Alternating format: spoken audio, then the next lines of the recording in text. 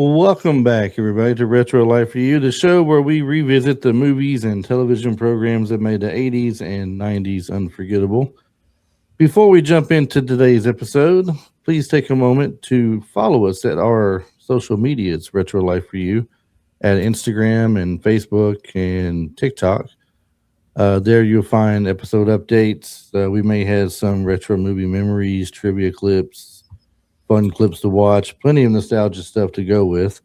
And if you love retro inspired shirts, funny designs, and clothing made for fans of classic entertainment, check out the Vintage Vibes shop at vintagevibesshop.com. Or if you look in the upper left hand corner of our screen here, you'll see a QR code. You can actually click that with your phone and it takes you straight to the site.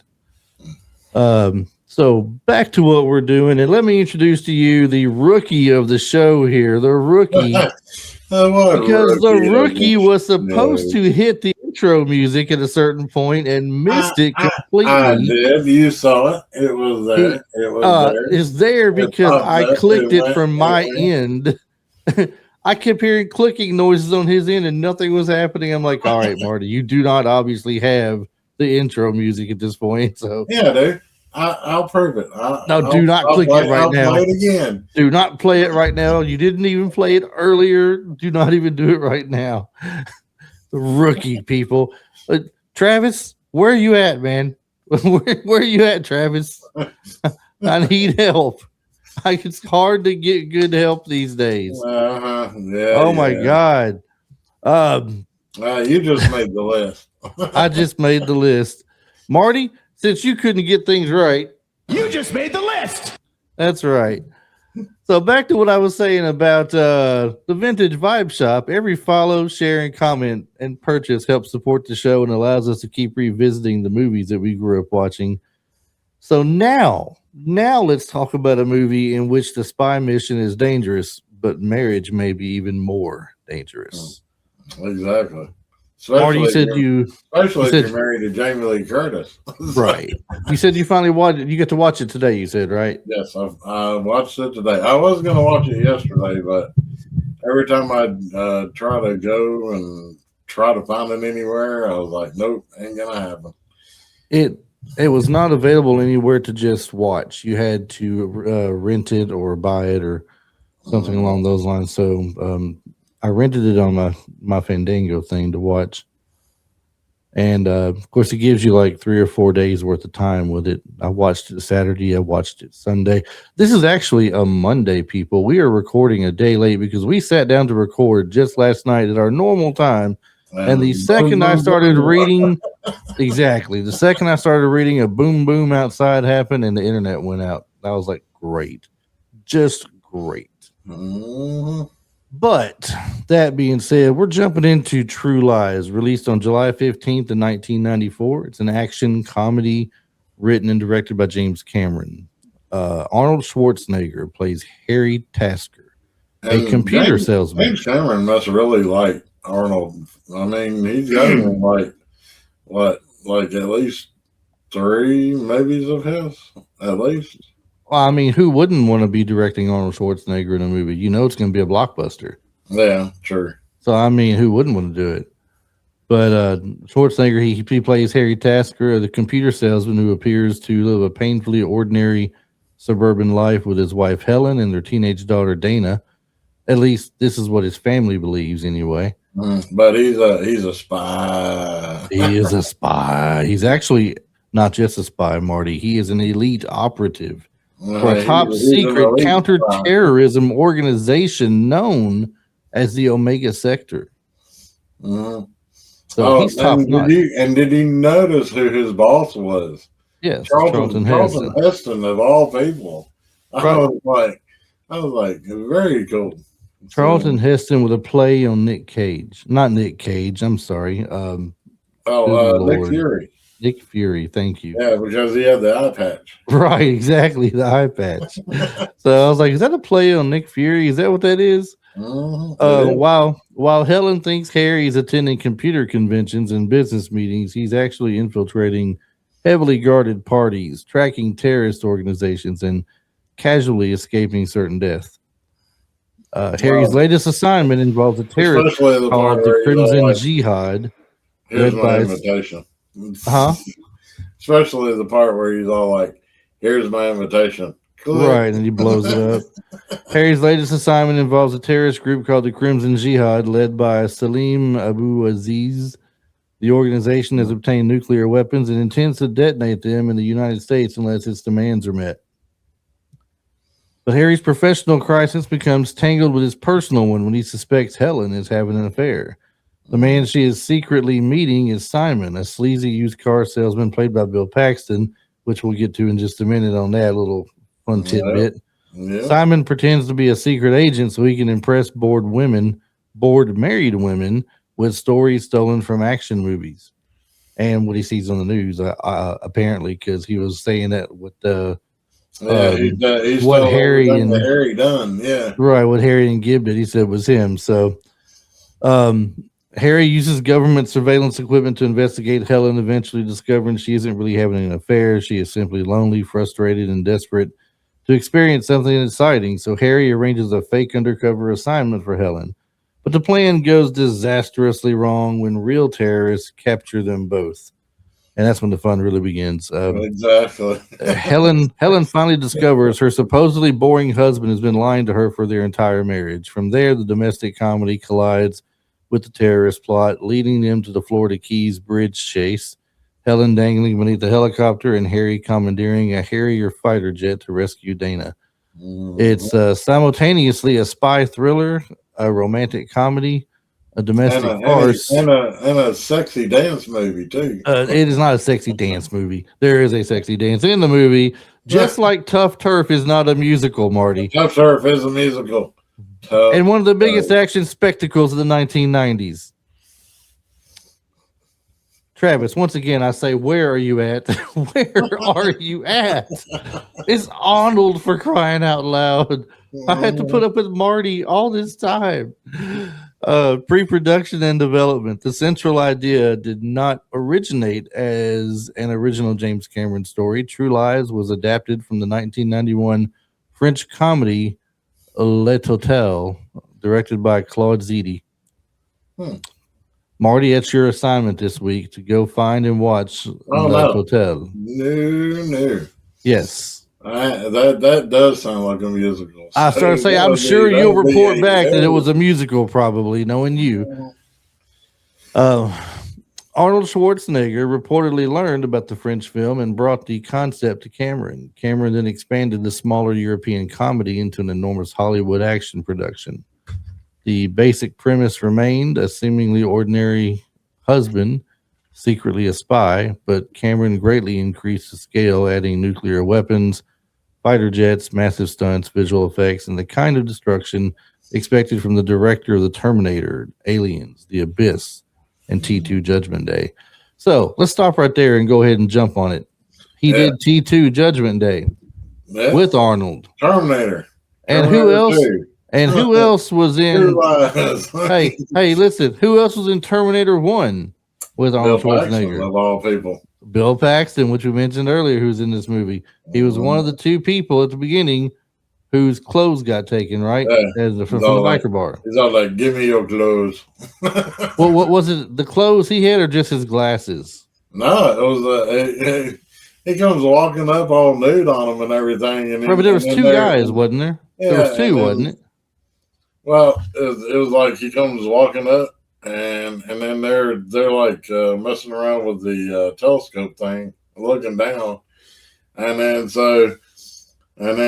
he comes walking up, and then Bill Paxton's all like, "What are you supposed to be?" And he's all like, "Anybody home? Anybody home?" And then that's when Arnold just looks at all of them, and he's like, "I need your clothes. Give me your clothes. Give me your clothes." All right. As we mentioned, this is Cameron and Schwarzenegger's third film together: Terminator, Terminator 2, and now True Lies. But unlike those two movies, the other two movies, Cameron wanted True Lies to show Schwarzenegger as a romantic comedy leading man, in addition to being a big-time action star. The project was produced through Cameron's Lightstorm Entertainment and distributed by 20th Century Fox. It was also an important early showcase for Digital Domain, the visual effects company Cameron helped establish. Cinematographer Russell Carpenter faced the challenge of making the domestic scenes, romantic sequences, practical stunts, the miniatures, the military aircraft, and visual effects like they belonged in the same movie. Carpenter would later reunite with Cameron on the Titanic as well. Production reportedly lasted approximately 7 months, while filming taking place in locations including California, Washington, D.C., Rhode Island, Miami, and the Florida Keys. Yeah. And that Florida Keys thing, Marty, by the way, Florida Keys thing, the bridge, where they send the fighter jets in and blows the bridge up in 3 or 4 places. How long do you think it took them to build that back? Forever. They didn't because it was a miniature they did. It's a practical effect. Well, I don't know, man. That was a real bridge. Oh, no. I already read up on it. I've already read up on it. It's a practical effect. It's a miniature they built and did what they did to it. It's crazy. Where to leave off at here? Reportedly, the Newport Mansions, Rosecliff, and O'Share Court helped create the lavish setting for the opening sequence. The ballroom scenes later in the movie were filmed at the Millennium Biltmore Hotel in Los Angeles. Maybe we'll get to the other part with the bridge here again soon. I think I read it earlier, but we'll get to it again. Casting and almost casting stories from the movie. I always like the almost casted things, but with this right here, just like a couple of others we've seen already this year, there are plenty of unverified online claims about actors supposedly considered for True Lies, but very few confirmed alternate choices for Harry and Helen. So Cameron wanted them. Huh? It was probably Sly. No. He was busy doing Stop or My Mom Will Shoot. Well, no. I don't know if he was doing that. True Lies. I don't know if he was doing that then or not, but that is funny about how Schwarzenegger tricked him into doing Stop or My Mom Will Shoot. That is so hilarious. But Cameron wanted Schwarzenegger and Jamie Lee Curtis for those roles specifically. So, and he got what he wanted. He got what he wanted. So. Exactly. So Arnold Schwarzenegger is Harry Tasker.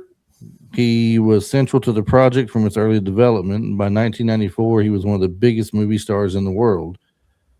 Thanks to, let's just check this list out, people. I mean, this is, when you have a resume like this, you get whatever you want. No. The Terminator, Commando, Predator, The Running Man, Total Recall, Kindergarten Cop, Terminator 2, Judgment Day, and even The Last Action Hero. You can throw that in. He might not want to throw it in, but it's in. Harry allowed Schwarzenegger. I deny that maybe. That and I hate to say it, but Junior. I wasn't a big fan of Junior. I thought it was okay for what it was, but I was never a big fan. Never a fan of Junior. I agree with you 100% on that. Never a fan of Junior. Harry allowed Schwarzenegger to combine his action persona with the lighter comic style he'd explored in Twins and Kindergarten Cop. She says, "Have you ever killed anybody?" He says, "Yes, but they were all bad. They all deserved it. They all deserved it. They all deserved it." Jamie Lee Curtis played the wife Helen Tasker. Cameron wrote Helen with Jamie Lee Curtis in mind. Curtis had already demonstrated that she could move between horror and drama and sophisticated comedy. Her best-known works at the time included Halloween, The Fog, Trading Places, A Fish Called Wanda, Blue Steel, My Girl, and later on she did films like Freaky Friday, Knives Out, Everything Everywhere All at Once, and more. So Curtis won the Golden Globe for Best Actress in a musical or a comedy. This is so funny. No. In a musical or comedy for True Lies. Was True Lies a musical? Yes. Yes, it was. It's I guess because of the comedy part is what I'm assuming. It was not a musical. She has also recalled that Cameron and Schwarzenegger agreed that her name should appear above the title with Schwarzenegger's because the finished movie was fundamentally about a married couple, not simply an Arnold Schwarzenegger action vehicle. So that's a good point. Yeah. I can definitely see that. Tom Arnold was in the movie. He played Albert Gibson, nickname of Gib. He plays Harry's wisecracking partner, Gib. As I said, at the time, studio executives were reportedly concerned about Arnold's limited film experience and the tabloid publicity surrounding his divorce from Roseanne. I was at that time. Cameron insisted that Arnold was right for the role and reportedly threatened to take the production elsewhere if the studio refused to approve him. Sci-Fi's production. Oh, I'm sorry. That's something else. Arnold later appeared in 9 Months, McHale's Navy, Exit Wounds, Cradle to the Grave, and Sons of Anarchy. Yeah, which I really liked him in Cradle to the Grave. So. You know, I like his character in Exit Wounds. That was pretty good, and McHale's Navy as well. Yeah. Sons of Anarchy. Like I've said, I think I've said this before on here. Very unpopular thing here. I've never seen it. I've never seen Sons of Anarchy. Everybody keeps telling me I need to watch it. But. His role wasn't real. It was real brief in Sons of Anarchy. He wasn't in there very long. So. Well, Bill Paxton played Simon, Yeah. the used car salesman who invents a fantasy life as a dangerous secret agent. Paxton had previously worked with Cameron also on The Terminator and Aliens. And Titanic would follow in 1997. His other notable works included Weird Science, Near Dark, Predator 2, Tombstone, Apollo 13, Twister, A Simple Plan, and Big Love. Simon could easily have become... I recommended Near Dark. So right, we have never got around to that yet, but Marty's been trying his best to get me to do this Near Dark movie. We almost did it. It was one of the movies we were about to do, but we replaced it with something else. I forget what now. Simon could easily become a one-note villain, but Paxton makes him such a ridiculous coward that nearly every scene becomes memorable. And he does kind of. I'm not going to say he doesn't steal the movie by any means, but when he's in a scene. He does steal the scene. He does kind of steal the scene. When Schwarzenegger and Arnold have him by the they're at the dam. Oh, right? they're at the dam, man. The dam. And it looks like they're threatening to kill him. He says, I haven't seen your faces. I haven't seen your faces. And they rip their mask off. He's like, oh, God, no. He's like, oh, no, I didn't see nothing. But then he looks up and he sees Arnold Schwarzenegger and goes, oh, hey, it's you. You still want to buy the bed? You still want the car? Of all time, that's a true car salesman right there, Marty. About to have a sure death, and he's like, oh, "Wait, can I sell one more car before I die?" Dude, his whole spiel, like going into like he's like, "Don't kill me." He's like, I got a little, and he's like.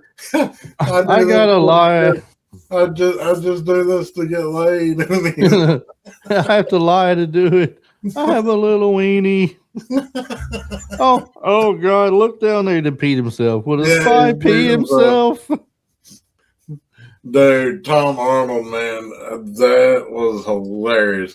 They were walking away, and he's still begging for his life. And Tom Arnold he turns around. He's like, get the F out of here. Bye, bye, bye, bye. And he's shooting at the ground. Shooting at his feet and everything. Yeah. It was great. Tom Arnold is the comic relief of the movie. I mean, Schwarzenegger has his moments, but his are one-liner things. Tom Arnold is just the comic relief to the whole thing. Exactly. Tia Carrera plays Juno Skinner, the glamorous antiquities dealer secretly working with Aziz. She was known for Wayne's World, Wayne's World 2, Rising Sun, Showdown in Little Tokyo, Relic Hunter, and she did the voicing of Nani. Is it Nani or Nanny? Yeah, Nani. Nani in Lilo and Stitch. I never seen Lilo and Stitch, so I wasn't sure. Showdown in Little Tokyo. What was her part in Showdown in Little Tokyo? I don't remember. I'm not sure. I think she might have played. I think she might have played like Dolph's sister. Dolph's sister or Brandon Lee's sister? Dolph's sister. I can't even remember. You know, I'm just making up that, right?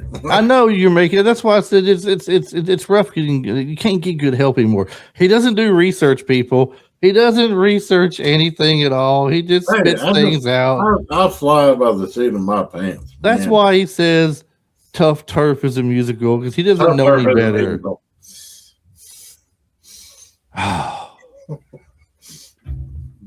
I swear, Travis, you're killing me.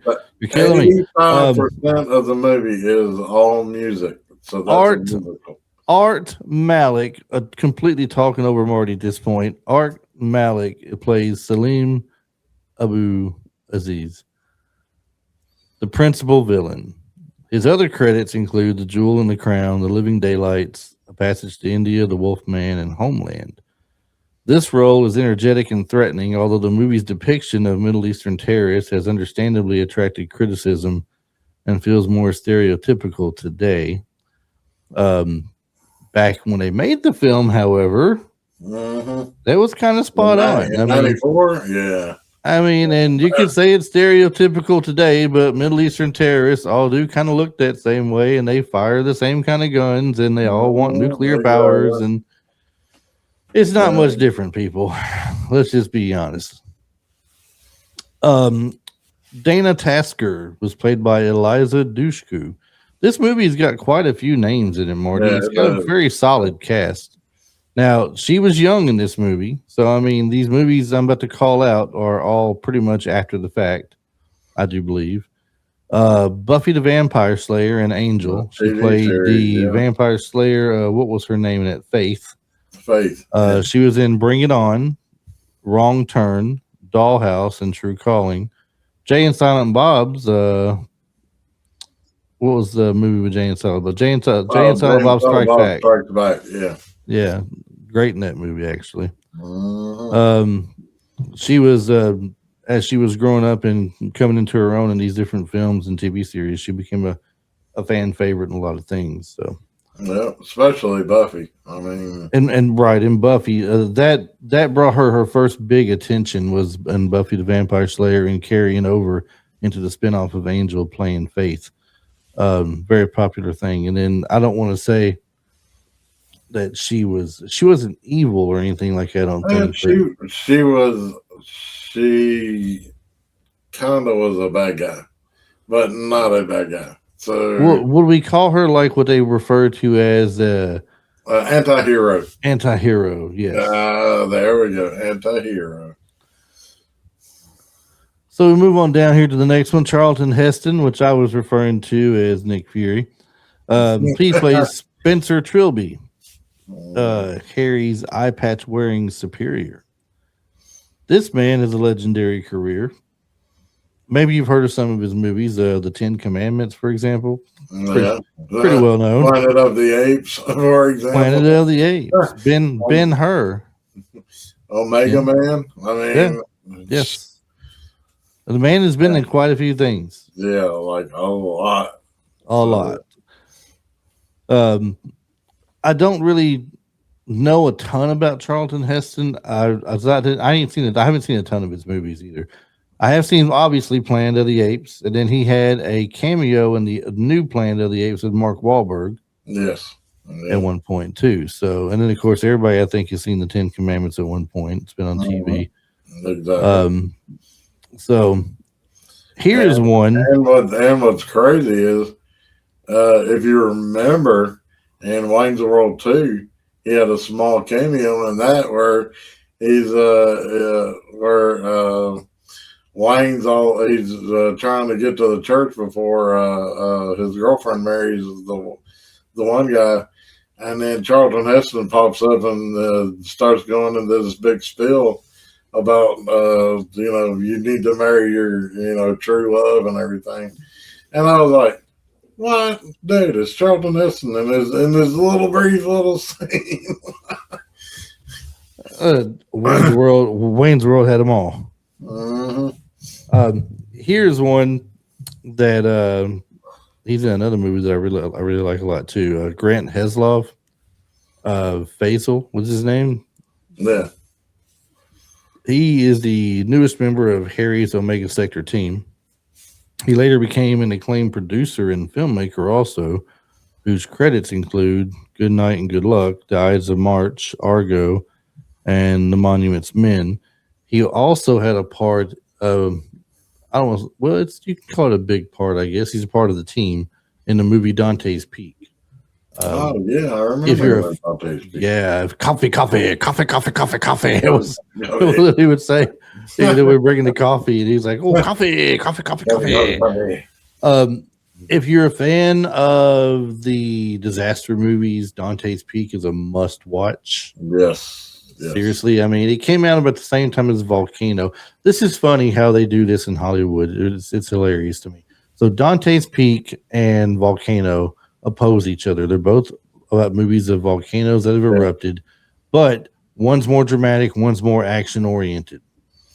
It's the same thing. Was action-oriented versus right, and it's the same thing. The story, so. And it's the same thing with Armageddon and Deep Impact. Armageddon is straight to the action. Deep Impact's got the story involved with it. Yeah. So you could find other movies just like that. These are the first two that come to mind, though, as far as to kind of not really copy each other, but oppose each other from different views of the same kind of movie. Exactly.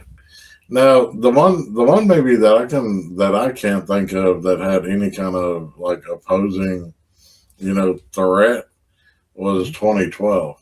I mean, 2012 was just 2012. I mean, it didn't have no other kind of, other action movie that came out around the same time that the world was being like devastated like it was.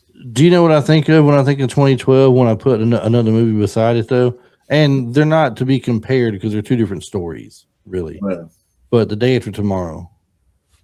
True. And they almost came out around the same year, so close, but they're not really the same movie at all. One's about a superstorm, and the other one is just the tectonic plates just moving and right, pretty much the end of getting all kinds of crazy.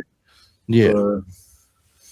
So let's move on to the production of the film as far as the budget and everything goes. The reported production budget was approximately $115 million.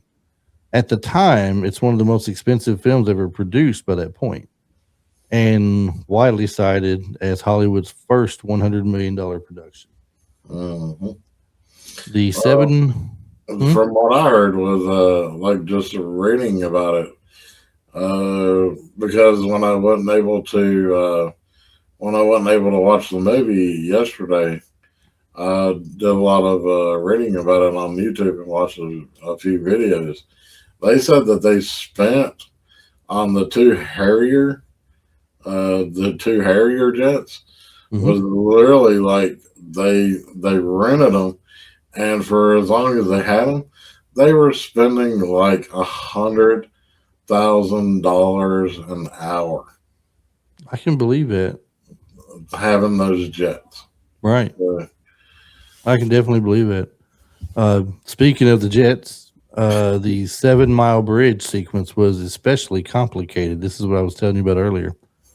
Rather than destroying the real bridge, the production created a detailed miniature for the major explosion. A full-size section of ruined roadway was also constructed on a barge and positioned between portions of the existing bridges, and partially sunk to make it appear that the highway had collapsed. The production used real, as you mentioned, Harrier aircraft for some footage, elaborate models and miniatures, rear projection, early digital compositing. I can't speak today. and a full-size Harrier mock-up mounted on an enormous motion-controlled platform. The Harrier set was installed on top of a 22-story building. The upper floors had to be reinforced to support the aircraft mock-up, gimbal, lighting equipment, cameras, scaffolding, and crew. So a lot of because at one point the whole jet just backs into a building. I mean, a lot of real Hollywood magic going on in this movie. And this is why me and you were saying once before, it was practical effects. Yeah, It was practical effects over green screen. Over green screen. Yeah. I mean, green screen does have its areas where it's good and it's better. Mhm. Some green screen does, but practical effects is really where it's at. The only thing that I can actually say that was ever well worth being that the movie was like, I want to say maybe 85-90% digital animation or digital effects was Transformers, the first one. So yeah. Well, I mean, look at what we're watching though. I mean, Transformers. Yeah. You can't. I mean, it's like saying watching in the Infinity Wars. You know, when you're watching that movie and you're seeing the fight at the end between all of the Avengers and people in that area fighting Thanos' army. I mean, how are you going to make a practical effect of that? Thanos' army. You can't make a practical effect. No, so green screen is necessary for some things in some areas. Exactly. But I will say, and I know you agree with me. I do like my practical effects. So yeah, some, like I said, practical effects make a lot of things that much more exciting. Yep. So the money it made, however, it cost. They were spending about $115 million for the budget. The numbers in opening weekend were pretty good. Opened at number one in North America with $25,869,770, which you're like, okay, great, but it cost $115 million to make, right? Mm-hmm. Its final totals, however, in the U.S. and Canada was $146,282,411. Oh, so that didn't do too shabby. Its international totals was $232,600,000. Oh, yeah, there it is. So its grand total worldwide $378,882,411. Oh. So definitely a major worldwide success and one of 1994's highest grossing releases. Yeah, and like you said, once it hits VHS, DVD, yeah, I mean it's all over with. Then I mean, well, it did come on VHS first. It reached VHS on January 10th, 1995, approximately 6 months after its theatrical opening. It received another notable VHS release in August of 96 as part of Fox's THX certified widescreen series. So you get the regular movie first, and you can go back and buy the widescreen format where you get the little bars at the top and the bottom. Right. It feels like it's the theaters, right? 15:9 ratio. Yeah. So that gave home video fans a letterbox presentation at a time when most VHS releases were still formatted to fill the standard television screen.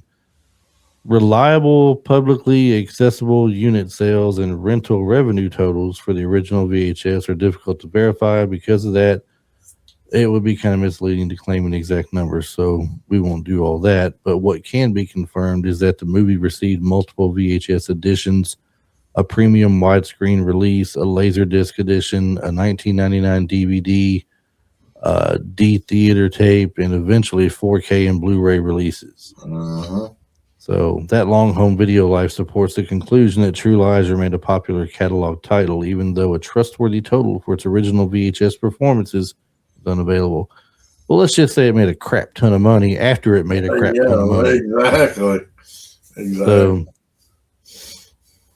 I would say if you take this crap ton of money right here, and you took this crap ton of money right here, and you put both crap tons of money into one gigantic crap ton of money, you still don't have as much as it made when all these releases came out. Exactly. So it's it just had to make a lot. So Marty, we usually jump on this toward the end. You'll always remind me at the end I didn't ask this question. While I'm thinking about it, I want to ask it now. What is one of your favorite scenes in the movie? There's several for me, actually. Actually, it's not even an action scene. It's Jamie Lee Curtis's sexy dance is one of my favorite scenes. I mean, it was good. I mean, it was sexy.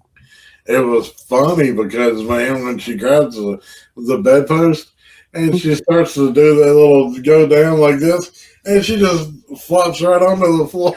It jumps right back up. Bounces right back up. I was like, that is hilarious.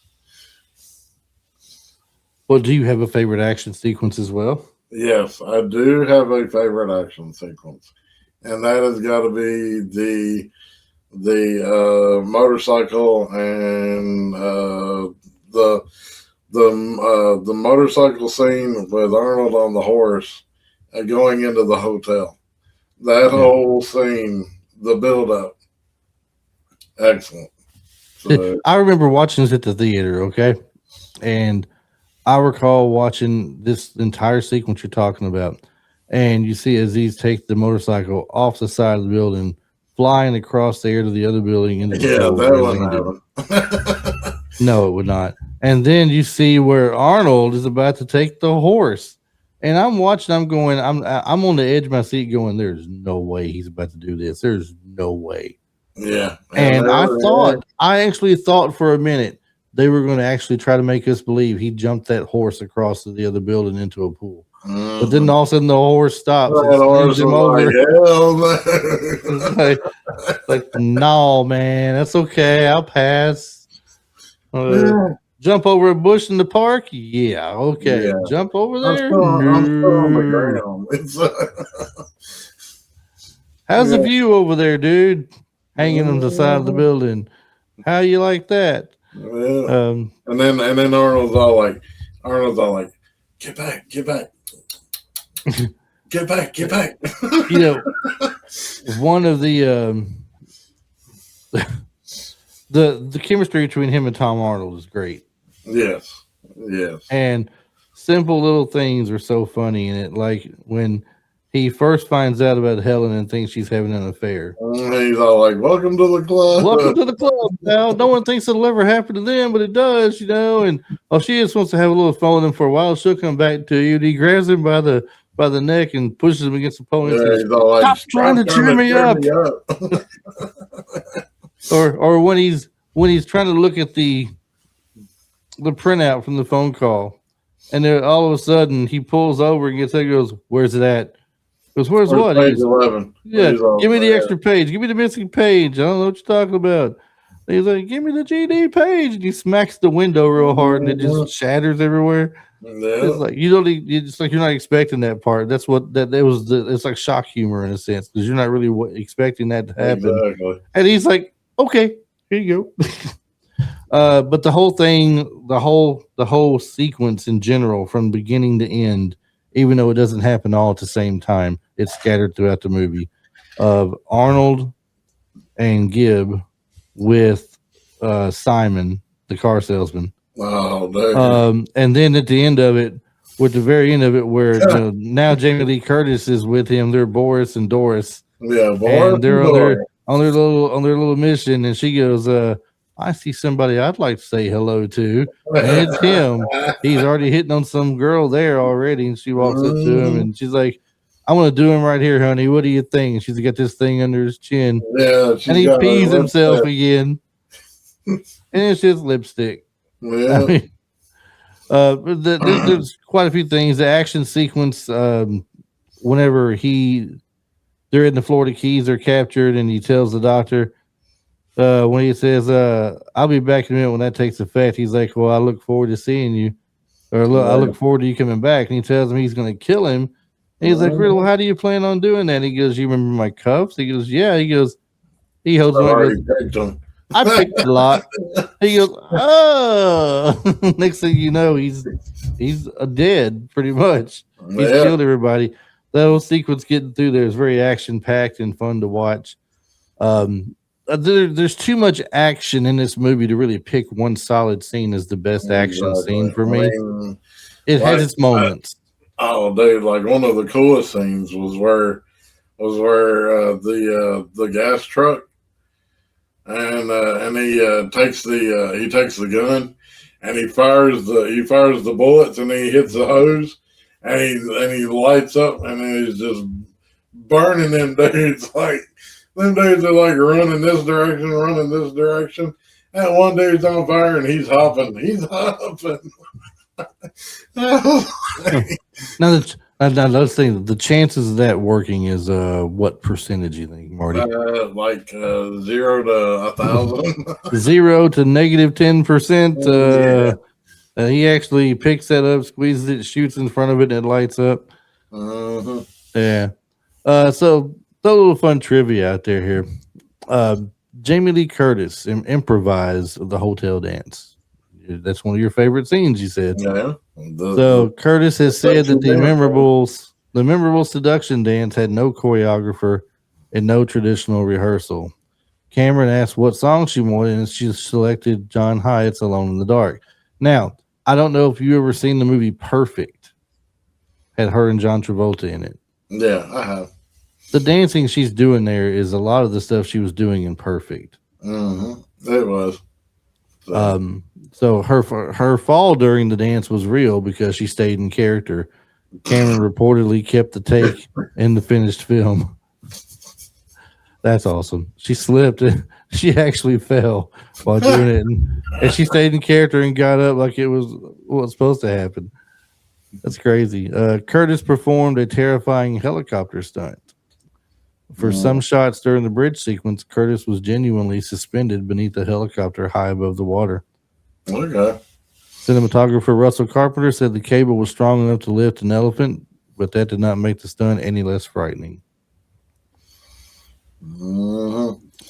Yeah, because he's all like, he's all like, "I got you, baby," and then she just slapped, like grabs and Yeah, right at the last minute. Right at the last minute. Schwarzenegger nearly fell with the horse. During the hotel chase, a camera crane reportedly startled the horse while Schwarzenegger was riding it on a narrow elevated ramp. The horse began spinning and rearing near a dangerous drop, and Schwarzenegger slid from the saddle. A stunt performer grabbed him before he could fall. So dangerous things on set. I don't know if you noticed. I don't know if you noticed a lot of it in this movie, but I noticed you could really tell when the stuntman was in the scene versus Arnold in the scene. I don't know if you noticed it or not. Did you notice it? I didn't. That's something I don't really look for usually because I know it's there. But I don't really. The only times I've ever seen one really, really noticeable was on TV shows. Like, for example, the A-Team. Right. When they had the stunt double for B.A. Baracus come out for Mr. T, it was so obvious a stunt double that it was pitiful. Mm-hmm. But that's, when it comes to movies, I try not to look for it because it just ruins the scene for me. And I try not to look for it neither because I want to actually see Arnold, in the snow, like shooting these dudes and, like falling down in the snow and then popping the guns and shooting people. But it was just so noticeable, that whole scene where he's leaving where Tom Arnold's like driving to pick him up. And then he's leaving that guy's mansion, and he's being chased, by the security and people on snowmobiles and everything, and everything like that. It was just, I don't know, it was just so noticeable, that whole scene, that I couldn't I couldn't take my mind off of it. It was just like, because at one point I see Arnold, and then at one point I'm seeing the stunt dude. At one point I'm seeing Arnold. At one point I'm seeing the stunt dude. I'm like, man, come on. Do a little bit better job, right? Yeah. The nuclear detonation used archive footage. The distant nuclear explosion seen in the movie incorporated historical test imagery, altered and integrated into the sequence. So that's how they pulled that one off. Because it looked real. Yeah. And apparently, I guess it was real since it was an actual test that was being done. The opening tango was filmed in Rhode Island. The mansion scenes were filmed at historic Newport properties, including Rosecliff and I'm not sure how you pronounce this. Ochre. Is it Ochre? Ochre Court, maybe? Yeah. I don't know. Somebody, if anybody out there listening knows, just go ahead and correct me and let me know. I'm not sure. And of course, Harry uses the tango twice. The movie opens with Harry dancing the tango while maintaining a secret identity. It ends with Harry and Helen dancing together as equal partners. Now, this was funny for me. That makes the tango a visual representation of their marriage. As first, Harry's leading Helen through a lie. By the end, they're both participating in the same life. And it's funny because Tom Arnold's in the van going, guys, national security here. National security, they don't have time for this. He goes, you know what? He goes, screw this. I'm not staying in the van no more. I'm tired of being in the van. Next time, I'm going in. You're staying in the van. You two are staying in the van. At the end of the movie at that point.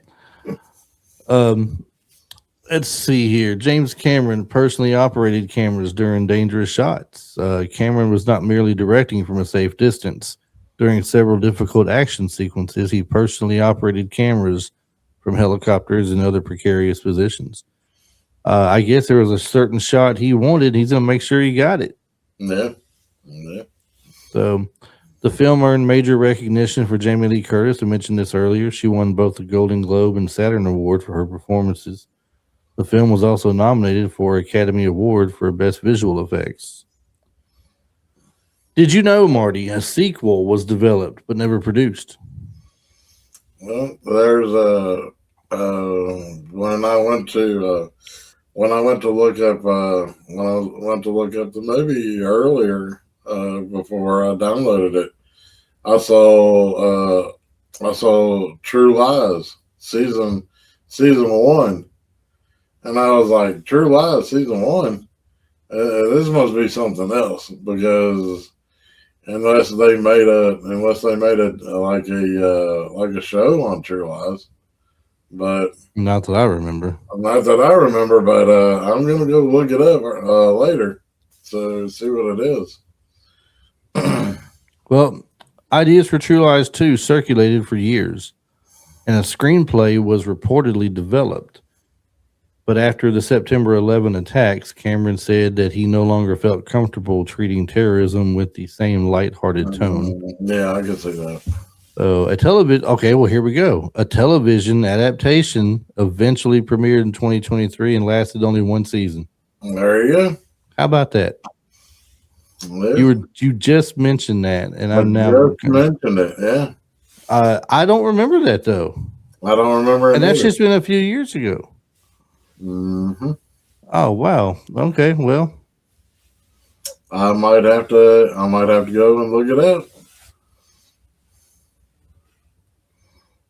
Well, let's see here. So, Marty, do you feel like the movie still works today? If it was released in the theater tomorrow, would it be a movie that you think would work well today? Filmed the exact same way, everything just as it is, released tomorrow for the first time. Would it still work today? That's hard to say. I mean, especially with everything going on today over in the Middle East, and I mean, it's kind of like, I mean, I would say. But to be fair though, there were things going on in the Middle East when they filmed it. Yeah, there's always been something going on. There's always something going on over in the Middle East. You're right. I mean, there's always some kind of conflict popping off. Right. So, but I mean, I would actually say yes. I would probably go see this movie, especially seeing the trailer and be all like, "Oh, dude, it's going to be a good action movie." So I think it works just fine today. Look at the Expendables, what they've done yeah, with the Expendables. Look what they've done with Jason Statham movies. Just those alone. I yeah. mean, it's the same. It's the same practical feel and everything. Mhm. More than 3 decades later, True Lies remains a spectacularly entertaining action movie. The practical stunts have real weight, the action is easy to follow, and the chemistry between Schwarzenegger and Curtis gives the movie a personality that many effects. Well, I'm sorry, that many effects heavy blockbusters lack. Jamie Lee Curtis is arguably the movie's secret weapon. Helen begins as someone who feels ignored and trapped inside a dull routine. Once she's pulled into Harry's world, she proves to be brave, resourceful, funny, and every bit as capable of handling danger as he is. Especially the mini Uzi, man. She fires it and then it just goes down the steps and kills all She the terrorists. she more she didn't really. She just pulled the trigger once and it popped up out of her hand. It bounced around everywhere and shot everybody in sight. Rolls down the steps and it's like firing bullets, and it kills every single terrorist down there. So, It's everybody but her and Harry. yeah, It's crazy. Some aspects have aged less comfortably, though. Harry abuses government surveillance resources because he's jealous. He secretly interrogates his wife, manipulates her into a frightening fake mission, places her in a sexually humiliating situation without her knowing that he's watching. The movie treats these actions as broad comedy, but modern audiences today may see them very differently. So, um, I can see it, but I mean, see, this is one of the things I have a problem with this world today. everybody Nobody, gets butt hurt. yes, thank you. Everybody is butt hurt over something. Nobody can laugh over anything. Nobody can just watch a movie and say, "Hey, it's just a It's movie. just a movie. It's just a movie." But the person's they're gonna shoot back and go, "Yes, it's just a movie," but it plants ideas into the minds of people to do these dirty things that they do. Whatever. Really, because Whatever. I have no urge to go to the Middle East somewhere and try to capture a nuclear warhead and fire Uzis at people and hold up a gas tank and burn a compound down or something. Exactly. I have no urge of getting into a Harrier jet and try to fly something that I can't fly and hover around the city of Miami. Okay, it's just a movie, for crying out loud. Mhm. Quit being. This is why I wish that Mel Brooks still made movies today every year. Yeah, and made them like you did back in the day. Yeah, because Right. people would be so up in arms over his movies, and he'd have to make the movies with the understanding of knowing that it's only going to do well, when he hits a streaming platform or something, because people won't go watch it at the movies. But he. It's like South Park, man. Nobody's safe with Mel Brooks. Yeah, Nobody in the movie is safe. Blazing Saddles, people. If you've never seen Blazing Yeah, Saddles, go watch it. watch it. It's one of my Watch it. favorite Mel Brooks movies. It's hilarious, and people laughed at it. I got friends today that never saw it I talked into watching it, and they just laughed and said, "Why can't we get comedy like this now?" And it's so funny. Because butt hurt. People I get know, butt but hurt people. Um, where was that? Here was I was reading. But the portrayal of Arab terrorists is also built around stereotypes that were common in the American action movies of that period. Those elements deserve to be discussed alongside the movie's craftsmanship and entertainment value. That contradiction is what makes True Lies an interesting movie to revisit. It can be an expertly constructed action comedy and still contain ideas that deserve criticism. So, well, final thoughts on the movie, Marty. Give it to me. Final thoughts on this movie is everybody needs to watch this movie. It is a really good action. It's got some great comedy in it. Yeah, I mean, It's Arnold, for God's sake. I mean, you are going to get some crazy action in an Arnold movie, anyways. Except for there's a few that are out there that I'm not going to mention, but we did mention earlier. But yeah, I mean, this movie holds up just because of the people that's in it. In my opinion, if they had changed the cast around, just strayed away from maybe a few of them, I don't think it would hold up like it did, like it has.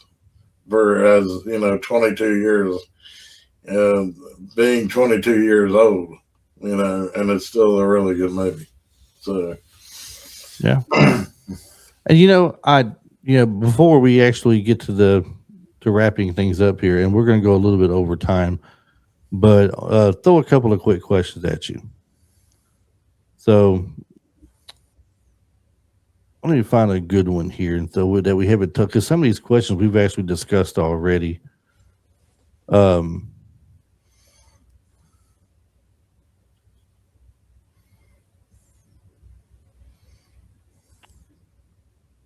Okay, so should True Lies 2 have been made, or is the original better as a standalone movie? I like this question. I'm going to actually have to say True Lies is as good as a standalone movie and not a sequel. Exactly. And I love that question because the sequel could have sucked. So. Yes. But see, I love that question because so many movies out there, people are like, "Where's my part 2? Where's my sequel?" And I'm like, just leave it alone. We don't need a sequel to Big Trouble in Little China. We don't need a sequel to some of the other movies out there they want sequels of. It's just not, no one cares past that point if they can get into another adventure. You got the adventure you got. People want Goonies too, but you can't make a Goonies 2, but you can't make a Goonies 2 technically. You can. And you could say it's the kids are all grown up and now their kids are having an adventure. That might be what they do. I think they're talking about making that sequel.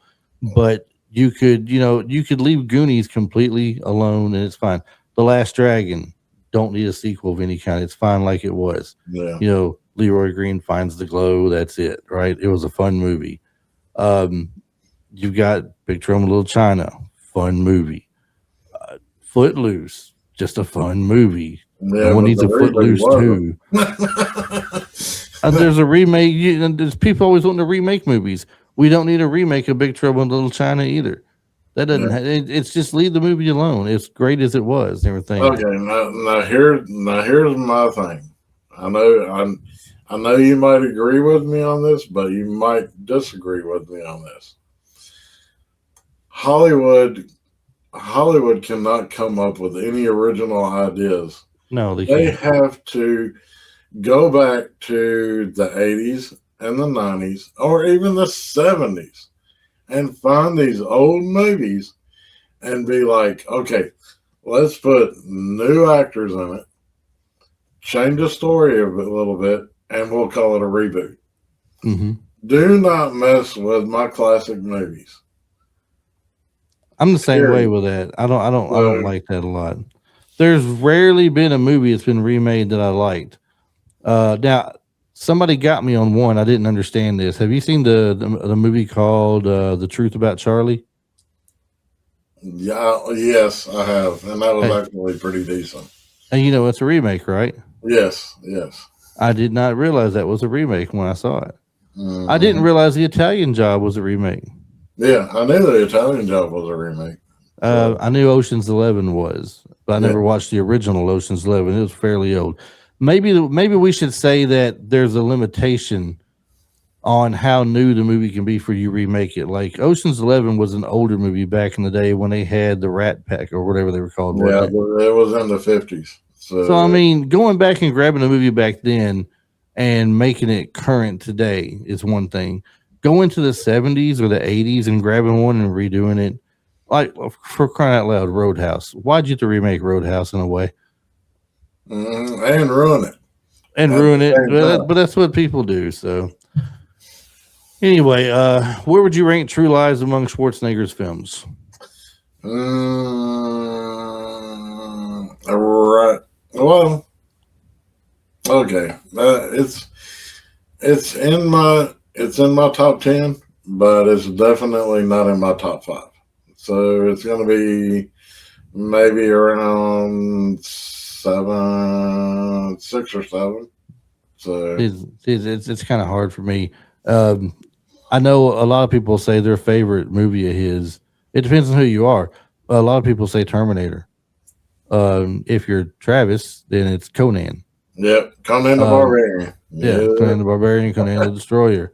Some people say Terminator, Terminator 2, and for me it's Commando. John That's my favorite. Yeah, that's my favorite. I mean, it's just a cool little action flick, hour and a half, hour and 40 minutes tops. Quick mission to get done with, save his daughter, be the winner in the end. That's all I want. That's all I want. A good action flick, and that is. So, but there's True Lies might be in my top 5. Man, I would have to stop and think about it. Matter of fact, Marty, that's an episode. That should be an upcoming live hangout for us, ranking our top 5 Arnold Schwarzenegger movies. Okay. And you can't say Conan and then Conan the Destroyer, or you can't say Terminator, then Terminator 2, then Terminator 3. Exactly. You can say Terminator as a whole. Terminator movies as a whole. You could say Conan as a whole, but don't. So we'll do that one day soon. That should be fun. Yep. All right, so True Lies, we're about to start wrapping things up here shortly here. True Lies represents a specific moment when Hollywood blockbusters were becoming bigger and louder and more technologically ambitious, but still depended heavily on physical stunts, miniatures, real locations, and memorable character actors. Schwarzenegger delivers the action spectacle audiences expected, but Jamie Lee Curtis gives the movie its heart, humor, and most surprising transformation. Tom Arnold becomes the perfect sidekick, and he's hilarious. Bill Paxton turns a relatively small role into one of the funniest performances in the movie. He's the Randy Quaid of the movie. That's what he is. He's the Randy Quaid. Yeah. James Cameron combines a marriage comedy with a spy thriller, and then keeps raising the scale until Arnold's flying a fighter jet with his daughter hanging from his nose. Is it excessive? Absolutely. But that excess is also exactly why people are still talking about this movie. Once again, don't forget to follow us on our social medias, Facebook, Instagram, TikTok. We're here on YouTube, obviously. Look up here if you're watching the video in the upper left-hand corner, and you can see the QR code. On the QR code, you click it with your phone. It takes you straight to our T-shirt shop. Lots of fun T-shirts to choose from. And there'll be more to come. I'm currently having to redo some of the graphics on some of them. I'm not happy with them. But there'll be some more new ones to come as well.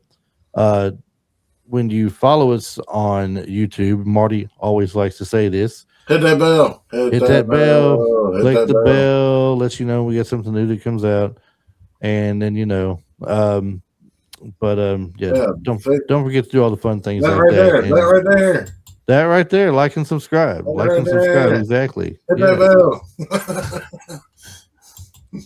See, this is what I get for giving Marty access to these things. He's like a kid in a candy store, I mean, kid in the candy store. You should have never done it, man. Kid in the candy store. I don't know what I'm gonna do with him. Just don't know. Anyway, in closing, that brings us to the end of our mission, everybody. Let me know what you think of True Lies. Share with us your favorite scene, your favorite character, where this movie ranks among Arnold Schwarzenegger's action classics. Let us know in the comments down below here in the video or on any social media that we are on, as I said. Remember to follow us there. And don't forget to visit, again, I can't stress enough, the T-shirt shop, because that will help us so much to keep going and carrying forward in the future, and hopefully bring some new guests on soon. I am working on some people. I'm not going to give any names away because they may not pan out, but I am working on several names as we speak to try to get on here that are new, not somebody we've had before. And I am working on Catherine Mary Stewart coming back in September, possibly to do Mischief with us. So we'll see if that'll be a little ways to go, but Yep. that's more of a gimme probably than the others are. Mhm. So until next time, keep watching the classics, keep sharing the memories, and remember, the most dangerous secret may be the one you're keeping from your spouse. Marty, what do these fine people need to do? Always stay retro.